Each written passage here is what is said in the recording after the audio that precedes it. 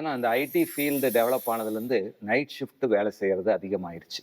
Night shift வேலை செய்கிறது மட்டும் இல்லை, நாமளுமே வாரத்துக்கு 5 நாள் கடுமையாக உழைச்சோம்னா 6வது நாள் சனிக்கிழமையான பார்ட்டி பண்ணுற பழக்கம் வந்துருச்சு. ஸோ இரவு 1 மணி 2 மணி ஆகுது. ஸோ தூக்கம் கெடுவது ஜாஸ்தி. ஸோ தூக்கம் இல்லைன்னா நைட் ஷிஃப்ட்டில் வேலை செய்கிறவங்களோ இல்லை வாரத்துக்கு 1 நாள் 2 நாளோ சரியா தூங்காதவங்களுக்கு உடல்ல என்ன பாதிப்பு ஏற்படுது அப்படின்னு பார்க்கலாம். முதல்ல அவங்களுக்கு பகல்ல அந்த காம்பன்சேட் பண்ற மாதிரி தேவையான அளவு தூக்கம் கிடைப்பதில்லை. குவாலிட்டி ஸ்லீப் அந்த டே டைம்ல நைட் ஷிஃப்ட்காரங்களுக்கு கிடைக்காது. அந்த ஸ்லீப் விட்டு விட்டு தான் தொடர்ந்து 7 மணி நேரம் தூங்குவது தான் நல்லது. அவங்க பிரேக் பண்ணி சின்ன சின்ன தூக்கம் தான் போட முடியும். அதனால அவங்களால புத்துணர்ச்சி அடைய முடியாது. ஸோ வேலை செய்யும் நேரத்தில் அவங்களுக்கு தூக்கமின்மையினால வர்ற அந்த சுறுசுறுப்பு இல்லாம இருக்கிறது, தூங்கி தூங்கி விழுகிறது போன்றவை வரும். அடுத்தது அவங்களுக்கு ஹார்மோனல் ரீதியா அவங்க உயிர்நிலை கடிகாரம் பாதிக்கப்படுறதுனால சர்க்கேடியம் ரிதம் பாதிக்கப்படும். மெலட்டின் என்ற ஹார்மோன் சுரப்பது மட்டுப்படுது.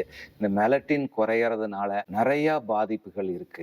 மெலட்டின் குறையறதுனால அவங்க ஸ்ட்ரெஸ் ஜாஸ்தியாகும். அதனால கார்டிசால் அளவு ஜாஸ்தியாகும். கார்டிசால் அளவு ஜாஸ்தியாகிறங்காட்டி பிளட் சுகர் லெவல் ஜாஸ்தியாகும். பிளட் சுகர் லெவல் ஜாஸ்தியாகிறங்காட்டி இன்சுலின் சென்சிட்டிவிட்டி குறையும் நாள்பட போக போக. ஸோ ஹார்மோனல் சேஞ்சஸ் நிறைய இருக்கிறனால அவங்களுக்கு metabolic syndrome, diabetes, blood pressure போன்ற உடல் ரீதியான பாதிப்புகள் வருவதற்கான சாத்தியக்கூறு அதிகம். நார்மலா பார்த்தீங்கன்னா நல்லா தூங்குனா நம்ம உடம்புல இயற்கையாவே நம்ம பிளட் ப்ரெஷர் குறையும். நைட் டிப்பர்ஸ்ன்னு சொல்லுவாங்க. அந்த சிஸ்டாலிக் ப்ரெஷர் நார்மலா ஒருத்தருக்கு 130 இருந்ததுன்னா நல்லா தூங்கும் போது நடுராத்திரியில அவரோட ப்ரெஷர் பார்த்தோம்னா 110க்கு போகும். இரவுல அது குறையும். அதே தூக்கம் இல்லாம இருக்கிறவங்க அந்த நைட் ஷிஃப்ட்ல வேலை செய்யறவங்களுக்கெல்லாம் அந்த மிட் நைட் டிப்பிங் போயிடும்.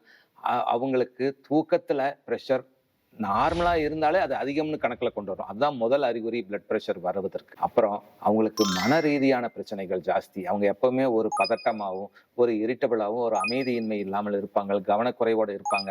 அவங்களோட ப்ரொடக்டிவிட்டி குறையும். அடுத்த நாள் அவங்கள சரியா பணியில கவனம் செலுத்த முடியாது. மேலும் தூக்கம் இல்லாததுனால இந்த மெலட்டின் குறைக்கிறதுனால இம்யூனிட்டி ரொம்ப ரொம்ப குறையுது. அதனால அவங்களுக்கு எதிர்ப்பு சக்தி குறைகிறதுனால கிருமி தொற்று ஏற்படுவதற்கான வாய்ப்பு அதிகம்.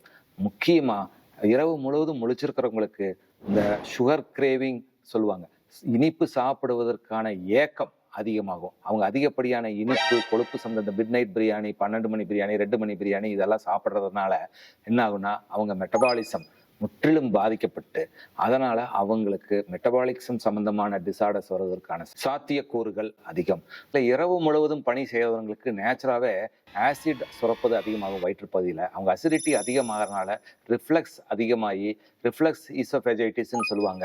அதாவது வயிற்றுப்பகுதிக்கு கொஞ்சம் மேலே புண்கள், எரிச்சல், இல்லை அந்த நெஞ்சக்கரிப்புன்னு சொல்றாங்க இல்லையா, அது போன்ற அசிடிட்டி ப்ராப்ளம் வர்றதற்கான வாய்ப்புகளும் ஜாஸ்தி. ஸோ நல்ல தூக்கம் ஒருவருக்கு மிக மிக அத்தியாவசியம்.